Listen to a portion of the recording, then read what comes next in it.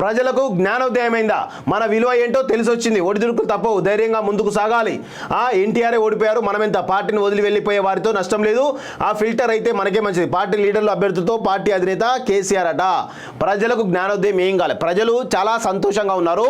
ఇక్కడ ఉన్నటువంటి ఒక రాక్షస పాలన, ఒక పీడ పోయింది, కల్వకుంట్ల పీడ తెలంగాణ నుంచి విముక్తి అయింది అనేటువంటి కోణంలో తెలంగాణ ప్రజలు సంతోషంగా సుఖశాంతులతో ఉండడం జరిగింది. ఇక్కడ ఒక స్వేచ్ఛగా తిరుగుతూ ఉన్నారు, స్వేచ్ఛగా మాట్లాడుతున్నటువంటి విషయాన్ని కూడా ఈరోజు మనం చూస్తూ ఉన్నాం. ఇప్పుడు వచ్చి మళ్ళీ 5-6 నెలలు మన ప్రభుత్వం వస్తుందని చెప్పేసి పొంకనాలు కొడుతూ ఉన్నాడు ఈరోజు సీఎం కేసీఆర్. నిజంగా కూడా బుద్ధి ఉండాలి, కొంచెమైనా బుద్ధి సిగ్గు లేకుండా, ఇంకా కూడా ప్రజా తీర్పును గౌరవించకుండా ఇంకా మాట్లాడుతూ ఉన్నారు.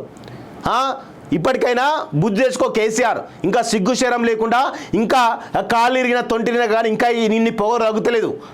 పార్లమెంట్ ఎన్నికల్లో 0 గుండు సున్నా ఇస్తే అప్పుడే బుద్ధి వస్తుంది చూడాలి. అయినా బుద్ధి రాదు, ఎందుకంటే మీ కల్వకుంట్ల కుటుంబానికే ఈరోజు పెద్ద ఎత్తున మీరు అంత దొంగలే. ప్రజల తీర్పు మీరు గుర్తించరు. మీకేమైనా అంటే కుటుంబ పాలన కావాలి.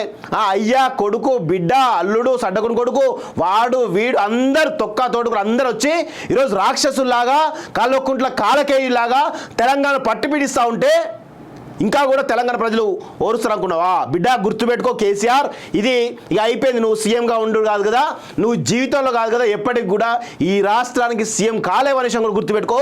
నువ్వు, నీ కొడుకు కానీ, నీ అల్లుడు కానీ ఎవ్వడు కూడా కాలేడు, గుర్తుపెట్టుకోండి. అందరూ కూడా రాజకీయంగా మీరందరూ కూడా బొందబడాల్సిందే, రాజకీయంగా మరణించాల్సిందే మీరంతా కూడా, అంతే తప్ప వేరే ఉద్దేశమే లేదు మీకు.